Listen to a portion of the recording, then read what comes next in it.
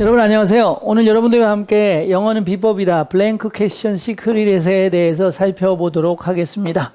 빈칸 추론 문제를 가지고 살펴볼 텐데요. 자, 탭스는 1%의 과학이다. 1%가 중요하다. 1%에 의해서 정답과 오답이 변한다, 바뀐다, 헷갈린다 라는 거에 대해 살펴볼 거고요. 자, A와 B의 컴퓨징이 이 오늘 수업의 가장 핵심입니다. A냐 B냐에 따라서 답이 달라지는 거거든요. 그래서 우리가 이것을 소재의 컴퓨징이라고 하는 겁니다.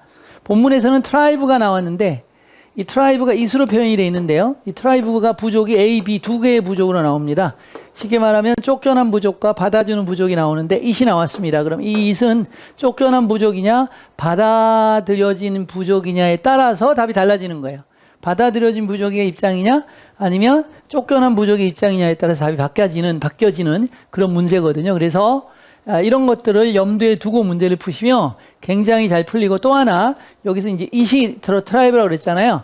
대명사가 뭐냐에 따라서 답이 달라지는 문제는 듣기에서도 굉장히 많이 내는 출제 원리이기 때문에 it이 뭘 받지라는 것을 정확히 찝어서 문제를 풀어야 되는 것입니다. 이해가시죠? 자, 됐고요. 그래서 소재의 일관성으로 풀어야 되는 문제고, 이것도 설명을 할 겁니다. 소재의 일관성이라는 게 뭐냐면 A라는 소재가 하나가 제시되면 B가 제시됐죠. 그 다음에 다시 A가 제시됐죠. 그리고 대명사 it이 나오게 되면 계속 이것은 A로 판단을 해야 된다는 거예요. 이해가셨어요? 반대로 A가 나오고 B가 나왔고 이 B가 it이었다. 그러면 계속 it이 나오면 이 it은 B라는 판단으로 문제를 푸셔야 된다는 거예요. 이게 바로 소재의 일관성 문제고요.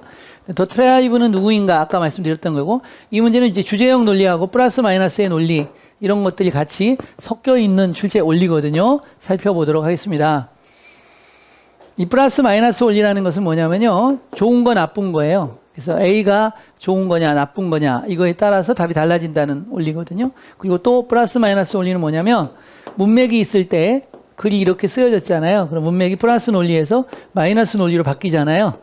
그럴 때 이것을 이제 이중적인 구성이다 이렇게 말하고, 상반된 논리의 전개 방식이다 우리가 이렇게 말하는 구조를 말할 때 쓰는 논리가 바로 플러스 마이너스 논리거든요.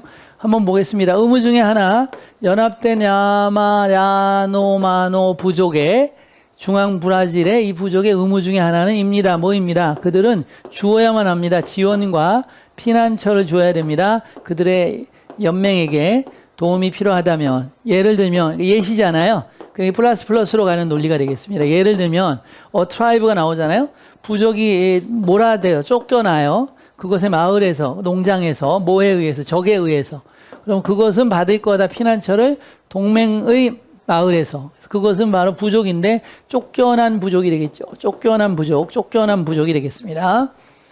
자, 그럼 대명사가 하나가 잡혔습니다. 그래서 그러나 꺾었습니다. 그러나 이것은 단지 때까지다. 그러니까 보호를 준다 플러스가 나왔는데, 그러나 여기는 마이너스 제한 조건이 나오겠죠.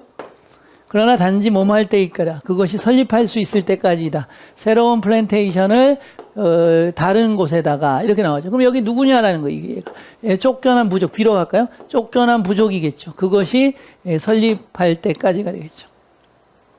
그럼 받아준 부족은 A가 되겠죠. 이렇게 분류를 해 놓으셔야 돼요, 여러분이. 얘는 제공할 건데요. 독립된 존재를 제공할 수 있는 농장을 설립할 때까지.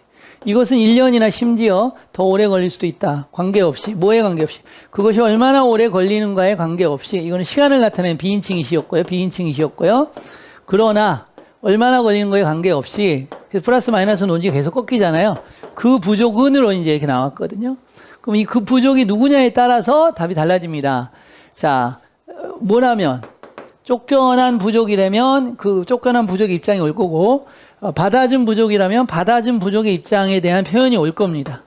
그렇게 해서 문제를 풀어나가는 건데, 일단 대명사가 it이 지금 계속 쫓겨난 부족이 있기 때문에 얼마나 걸리든지 간에 상관없이, 그러나 그 부족이기 때문에 이거는 선생님이 아까 뭐라 했어요? 쫓겨난 부족 B로 봐야 된다 이렇게 말했습니다.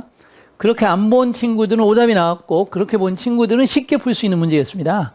자, 그의 친구들을 위해 일할 거다. 불평이나 후회 없이, 이런 얘기죠. 이것은 도와주는 부족, A 부족의 입장이 되겠죠. 근데 여기서는 맞지 않죠. 자, 이사 가지 않을 거다. 새로운 농장이 그들을 지원해 줄 수 있을 때까지는 이사 가지 않을 것이다. 이것은 쫓겨난 B라는 부족에 대한 얘기겠죠. 싸울 거다. 그것이 적의 부족을 패배시키고, 이미 쫓겨났고 이것은 논지와 관련이 없어요. 그다음에 돌아가지 않을 것이다. 그것의 마을에 그것이 보호될 것까지 전혀 논지가 없어요. 이미 쫓겨났고 저기 점령한 거야. 그렇기 때문에 이런 것들은 그냥 오답이고요. 이게 두 개가 헷갈리는 거예요. 그래서 A냐 B냐에 따라서 답이 달라지는 거죠, 지금. 그 부족이 뭐냐에 따라서 답이 달라지는 거예요, 지금. 둘 다 답이 될 수 있는 거예요. 그래서 A, B의 컨퓨징이라고 하는 거예요. 그래서 일할 거다 친구를 도와주는 입장이니까 아니라고 그랬죠.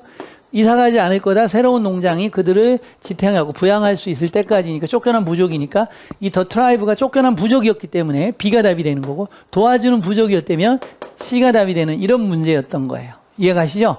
그래서 뭐냐, 대명사가 누구냐 또는 소재가 나왔을 때 A, B가 나왔을 때 A 입장에서는 어떤 거, B 입장에서는 어떤 거 이런 것들이 바로 컴퓨징이라고 하는 건데 이런 걸 해결하는 연습을 해야 되는 거예요. 그래서 말씀드린 것처럼 글을 온전히 이해했더라도 내가 헷갈렸어. A, B가 헷갈려. 컴퓨징이 일어났어.